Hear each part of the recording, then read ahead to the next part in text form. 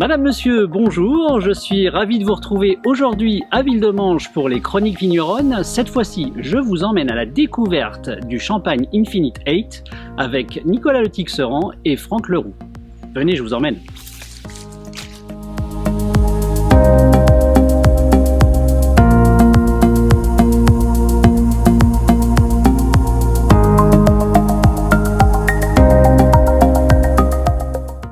Nicolas, Franck, merci de nous recevoir. Alors j'aurais peut-être une première question d'emblée à vous poser. Qu'est-ce qui a fait que, je crois que Nicolas, tu as ton grand-père qui t'a donné un peu le virus du champagne, si je peux dire. Ouais. Mais qu'est-ce qui a fait la création finalement d'Infinite 8? Alors grand-père, on peut même remonter beaucoup plus loin que ça.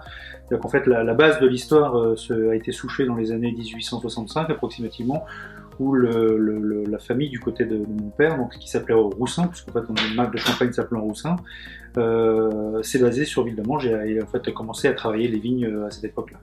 Avec les premiers pressoirs d'ailleurs qui étaient exploités ici sur le village, et exploitation qui a fonctionné pour notre propre marque jusqu'en 1971, date à laquelle, pour des raisons diverses et variées, la maison a effectivement cessé de fonctionner et de produire son propre champagne, pour louer, et ça c'est effectivement un côté assez sympa et une fierté, parce que ça prouvait aussi le côté qualitatif de nos installations. On a loué de 71 à 1976 nos pressoirs verticaux traditionnels à la célèbre maison Krug.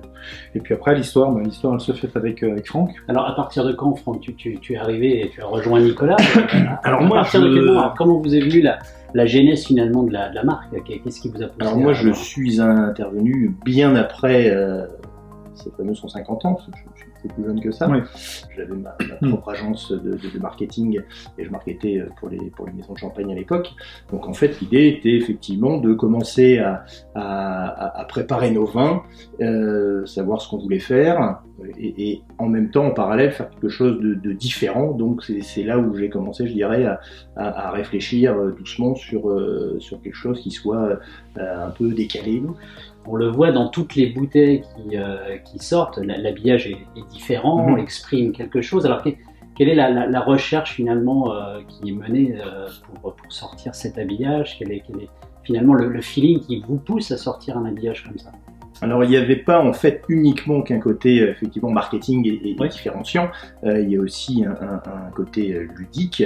On a immédiatement posé sur nos étiquettes un marqueur thermosensible qui permettait de savoir quand le vin est à température de dégustation, ce qui est quelque chose, je dirais, d'essentiel et technologique, tout en respectant effectivement l'appellation. L'idée était d'apporter une technologie supplémentaire et ce vernis donc qui permet de dire voilà, là vous pouvez consommer la bouteille à température de dégustation. Nous parlions de la nouvelle cuvée qui effectivement révèle des papillons une fois que la température, la bouteille est à bonne température.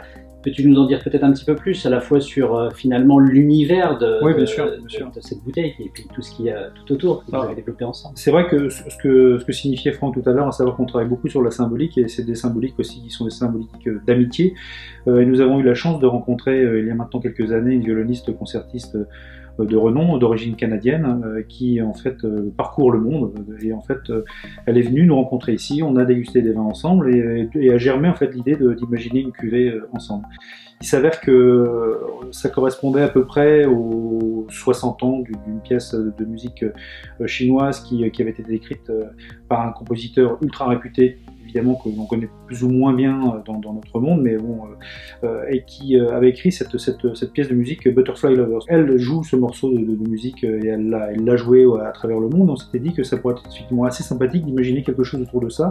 La particularité de Butterfly Lovers, c'est que on a voulu faire apparaître donc la température de dégustation sur la totalité effectivement de la bouteille, puisque ça c'est une première, on va dire, champenoise. Nous sommes les seuls à avoir développé ce concept-là. On voit effectivement à température de dégustation des volutes effectivement de papillons et de notes de musique qui se développent sur la totalité de la bouteille. L'idée c'était en fait par rapport à ce papillon qui permet de télécharger sur l'arrière, on a effectivement les QR codes. Il y a le QR code qui est juste derrière, et puis vous pouvez télécharger, je crois, 25 minutes de musique. C'est approximativement ça. D'accord. 28 minutes même précisément. Ah, juste le temps finalement le temps de consommer la bouteille. Exactement ça. Mais effectivement là on est sur une expérience sensorielle en fait, puisqu'on associe le champagne sur un vintage de 2008 à une musique. Nombreuses études démontrent effectivement que la façon d'apprécier, que ce soit la nourriture ou un vin, en fonction de l'endroit où on est, en fonction de la musique également, est complètement différente.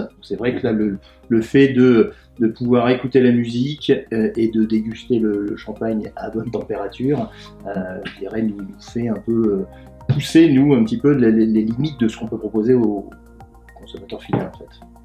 À consommer, bien évidemment, avec modération, comme vous le savez. Bien évidemment. Nicolas, Franck, merci beaucoup. À très bientôt sur Viticulteur Market et puis diffusé également sur Chambre TV. On se retrouve pour de nouvelles chroniques vigneronnes chez un autre viticulteur, chez une autre maison de champagne ou alors une autre entreprise innovante. À bientôt. Merci Christophe et Christophe.